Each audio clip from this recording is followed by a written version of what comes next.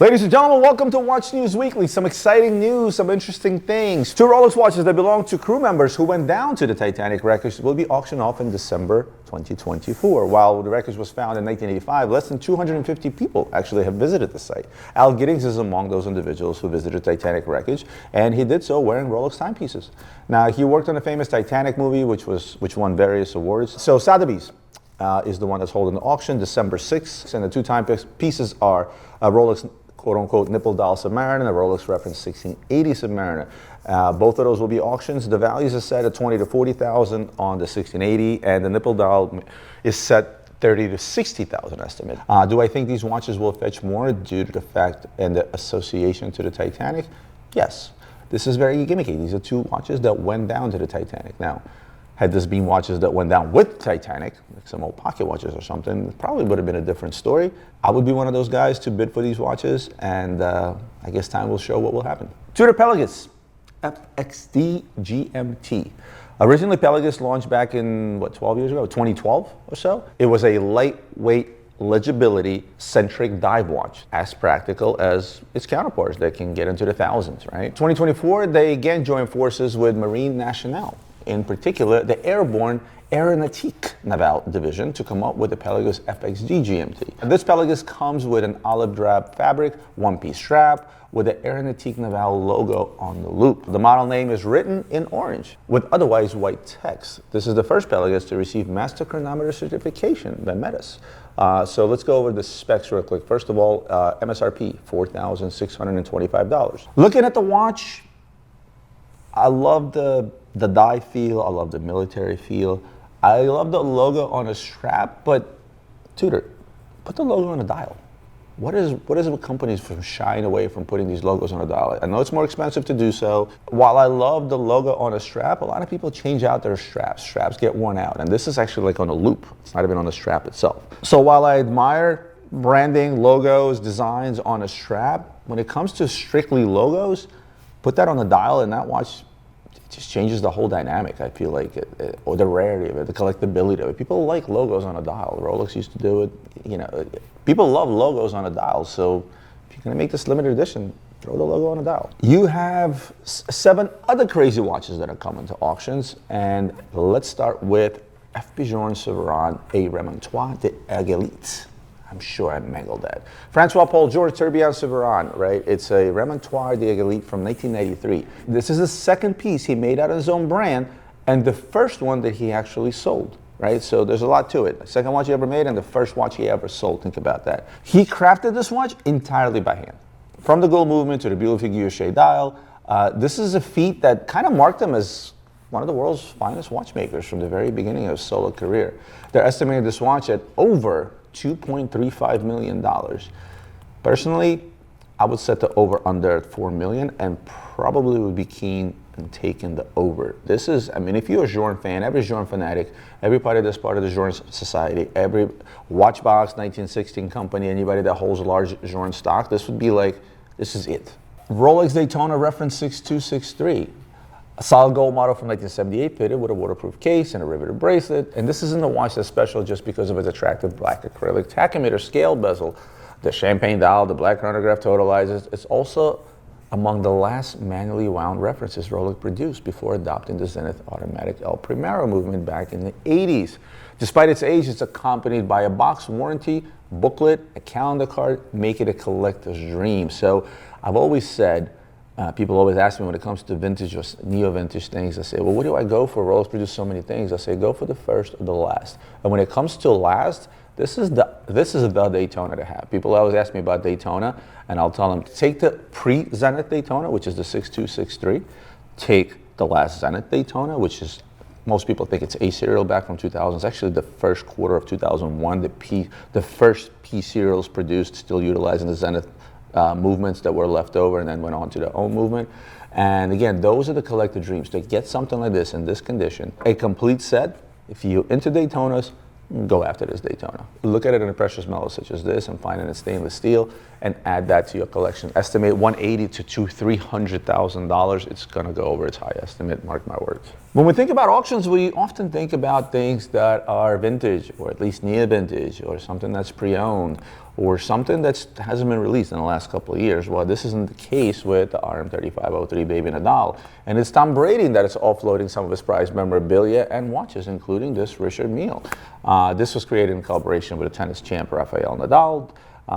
They dubbed it the Baby Nadal, which is wrong. This is not the Baby Nadal. This is a 3503. This is the latest Nadal that they came out with. So definitely not a Baby Nadal, right? The estimate on this is $300,000 to $500,000. Well, the market on this watch today, a regular one, is around that $400,000 price range, which means that considering this belonged to Tom Brady, this is going to fetch a lot more. There's a lot of Tom Brady fans out there. And what a flex this watch is without Tom Brady, because let's face it, when it comes to flex, Richard Mille practically invented it in the watch industry in the last few years.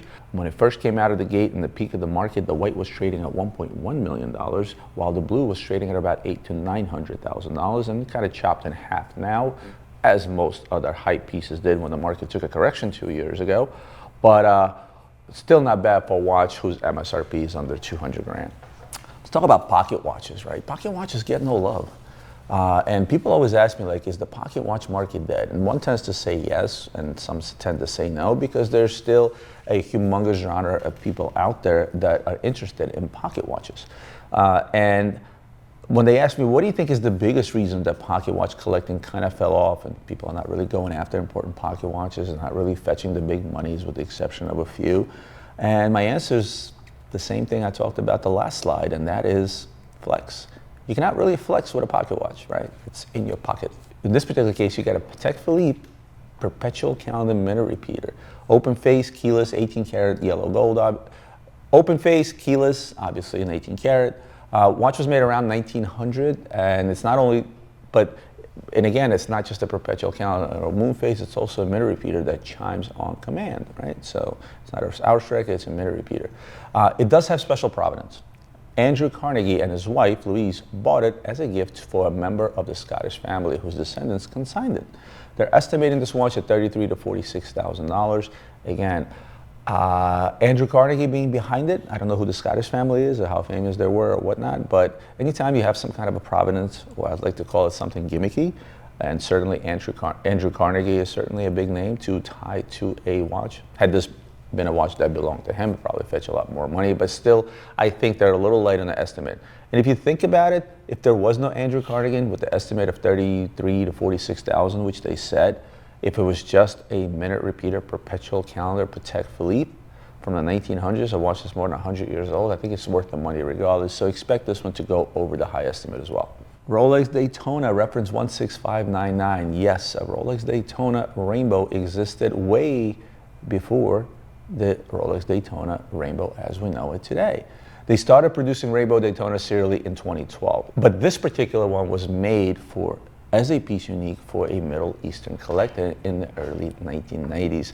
So if you're asking yourself, where did they get the idea of creating a Rainbow Daytona? Well, they already did it some 20 years prior. Considering that this is the starting point for what I would probably say is, if not the biggest, but it's definitely one of the biggest trends in the modern watch industry. I mean, everybody follows suit with rainbows. You can't think of a brand right now that doesn't have a rainbow watch. And again, Rolex started it all. But what a lot of people didn't know is they started it in the early 1990s. And another grail, Patek 2499. The second seriously produced Patek Philippe wristwatch to feature both perpetual calendar and chronograph complications. The coveted 2499 is definitely a collector's favorite, and it fetches all the results in auctions. This is an early pink gold example dating to 1950. It's from the first of 4 series with only 349 2499s ever made and just 55 belonging to the first series. It is unquestionably rare that only 6 from the initial run are known to be pink gold. However, it means this new owner would also receive serious bragging rights. And these 2499s, it's like, just to own a 2499, I don't care if it's first, second, third, fourth series, right? Don't care what metal it is. Just to simply own a 2499 is definitely bragging rights. But then it gets a little bit deeper. It's like, you know, the people that are buying these things are multi-millionaires, sometimes billionaires, right? And how do you brag, you know? Well, you know, my other multi-millionaire friend also has a 2499. Well, guess what? I have The first series, they only made 55. And then I have it in rose gold, they only made 6, and so on and so forth. So bragging rights is certainly in order for the future owner of this watch. So they're estimating this $3 to $6 million. I think this is going to land somewhere in the middle. But you never know. Anything can happen in any given auction. Oftentimes people will sell us a watch and say, hey Roman, I want to sell you this watch. How much do you want? Well, you see the last one fetched $350,000 in auction. And I'm like, well, my offer is 2. They're like, well, what do you mean? Why is it so much? And never mind the fees and all that other stuff. I say in auction, what sometimes happens, you get 2 dicks in a room, they're arguing against each other, and it drives the pricing up, and it becomes a matter of pride, not the value of the watch. So yeah, who knows? Maybe this will go over $6 million. My guesstimate is going to land somewhere between the $3 and $6 million mark. Oh, Steve McQueen. What an iconic name that is tied to watches, and who's it mostly tied for? To the Heuer Monaco Steve McQueen, reference 1133B. Cushion-shaped model, which debuted back in 1969. Not a good year to debut. That was the year when the Seiko Quartz watch came out. This was one of the world's first automatic chronographs. And Heuer sent 6 of them to the set of Steve McQueen's 1970 film Le Mans, where the iconic images of the late actor casually flaunting the watch while buttoning his racing suit come from. So obviously an important watch. The other 5 are already spoken for. So this is the last example McQueen wore that's available to buy. And of course, at the Sotheby's sales, it is its first appearance at auction. Estimate 500,000 to $1 million. Honestly, on this one, I have no idea, because you're talking about racing fans, you're talking about Steve McQueen fans, you're talking about Heuer fans, you're talking about watch. You have so many different genres of fanship or fan base that might be going after this watch. You may have guys bidding on this that could care less for watches whatsoever and probably wear an Apple Watch on a daily basis, but they want the watch that was in the film Le Mans. So 500 to $1 million, very vague estimate, and I don't know where this thing will potentially end up. Ulysse Nardin. You've seen me talk about Ulysse Nardin as of late. I recently visited their factory. You guys can check out the video here. Very bullish on the brand, always has been. When I started in this business, it was my #1 selling brand, and it was probably the top 3 selling brands in the world, Rolex discounted, right? So what did they do? They doubled up on their freak. They doubled up on their freak lines and did a tremendous job to include winning the grand prize, et cetera, et cetera. The less Freak Nomad S they came out with was out of this world. So what did they do? They came out with the Freak 1 Navy Blue. As you may expect, it features a navy blue dial. In actuality, it's not a dial, because remember, the Freak's a dialless. This is just a barrel cover. But they pair it up with a couple of matching rubber straps. The case is made from black DLC titanium, and the black bezel is made of carbonium, UN's proprietary carbon fiber material that is made from repurposed aircraft scraps. I love that. I love how they repurpose actual pieces of airplanes to make parts for their watches. Has the caliber UN 240 movement, obviously the star of the show here, because it features a blue silicone wheel and escapement, putting the Freak most revolutionary feature on full display. The escapement wheel and the anchor are also coated in diamond sil. It's also UN's proprietary diamond coating that adds more durability to the silicone. I actually did a short video of the evolution of the Freaks on my Instagram. If you guys want to check that out, go down on my feed and you'll see where I show the Freak 1 all the way out to the one that they made last, which was the Nomad S. 90-hour power reserve. 90-hour power reserve, which is pretty good. And is efficiently wound by UN's exclusive grinder automatic winding system, which the brand says is twice as efficient as a traditional rotor, and in fact it is. Retail price $70,000. I think it was 65. It's either 65 or 70. Maybe it's 65 Swiss. I'm not sure. Czapek Secrets Alloy. Now, most will want to pronounce the brand Czapek because there's a Z in there, but it's actually pronounced Czapek. Isn't exactly a household name, right? Although it is a legendary name in the Swiss watch industry, as it was revived from more recent times to become a modern favorite of the in-the-know collectors. Well, at least that's how they dub it, right? Now, of course, the original incarnation of the brand was called Patek, Czapek, and C, right? It was founded in 1839 by 2 Polish immigrants in Switzerland, Francois Czapek and Antoni Patek. Yes, that Patek Philippe. The original company lasted only 6 years before they had a disagreement. They fought. I have no idea. It caused Czapek and Patek to go their separate ways. And Czapek's eponymous brand lasted only until 1871, I believe, when, according to the current company's website, the watchmaker mysteriously disappeared. So fast forward 145 years or so, 2015, 144 years to be exact, Czapek brand is finally relaunched under the leadership of CEO Xavier, whose last name I cannot pronounce.